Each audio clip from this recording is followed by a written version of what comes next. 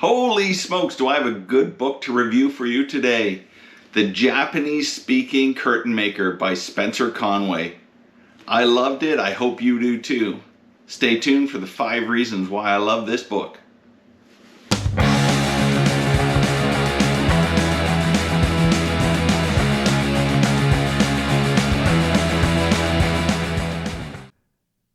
Hello friends, Tiger Coward here. There is a new addition to the Tiger Coward Adventure Motorcycle Library. The Japanese-Speaking Curtain Maker by Spencer James Conway. My executive summary is that this is a really great book about a 10-month solo motorcycle journey that starts and ends in England, but is all about the circumnavigation of the African continent.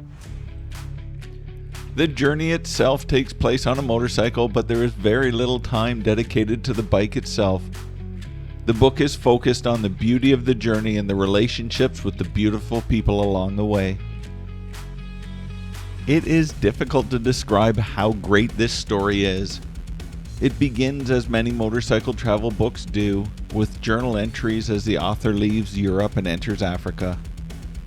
Soon you're in Egypt and witnessing a new and deep friendship being established. At that point, you will understand this isn't an ordinary travel book. It gets even better from there. There are scares with bad drivers, bad roads, and bad people, yet somehow the author maintains his humanity and, surprisingly, his sanity. There are descriptions of amazing sceneries, endearing interactions with Africans, and several cameo appearances of a Canadian messiah. Have I piqued your interest? If so, continue to listen, or just go read the book. Here are the 5 things that I most loved about this book. Number 1, the relationships. Recently, on Adventure Rider Radio, Ted Simon stated that one must travel alone to have a true adventure. In keeping with this theme, this is an epic solo journey. But solo journeys are often filled with rich new relationships, and this story is no different. Some believe that traveling solo makes the traveler less threatening to locals and making new friends easier. Others profess that it is the loneliness of solo travel that incents the traveler to seek new friendships. Either way, this book is filled with stories of great new relationships, and that's what makes this book so wonderful. Number 2, the route. The route that Conway takes in this book is unique. It's so unique that he's the first person to circumnavigate the African continent on a motorcycle. He's probably the first because there's no reason to do it. Other than, of course, he wanted to. The route took him through 34 countries, which included tourist traps, war zones, and terrorists.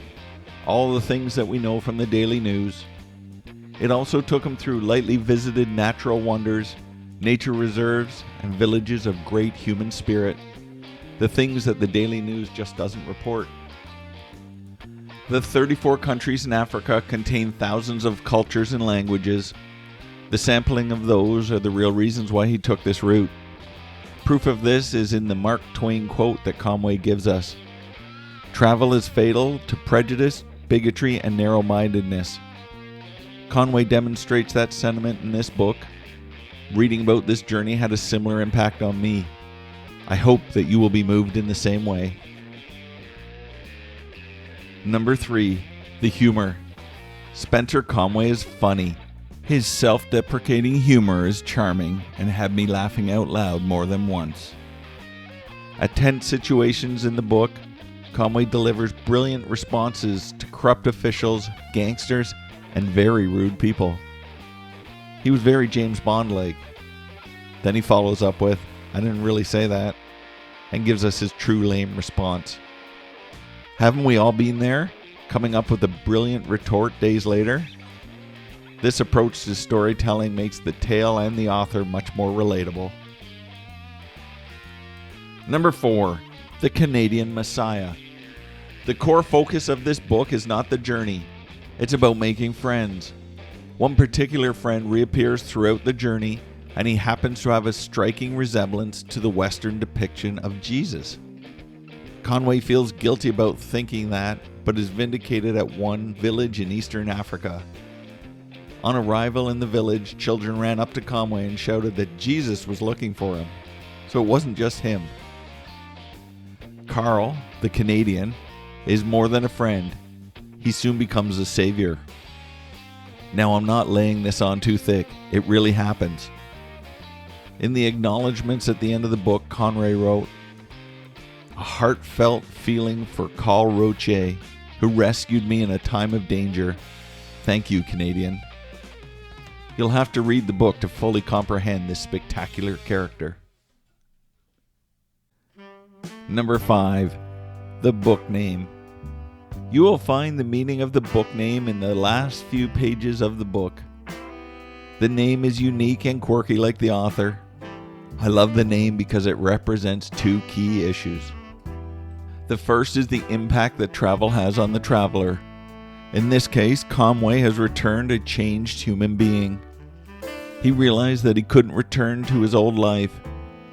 Everything was going to be new for him, even his career, perhaps as a curtain maker.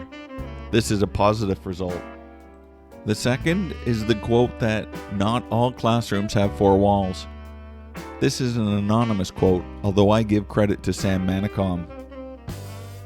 In Western society, we place a great deal of emphasis on traditional education, but not on other types of learning. When you read this book, you will realize that the author has grown throughout his journey.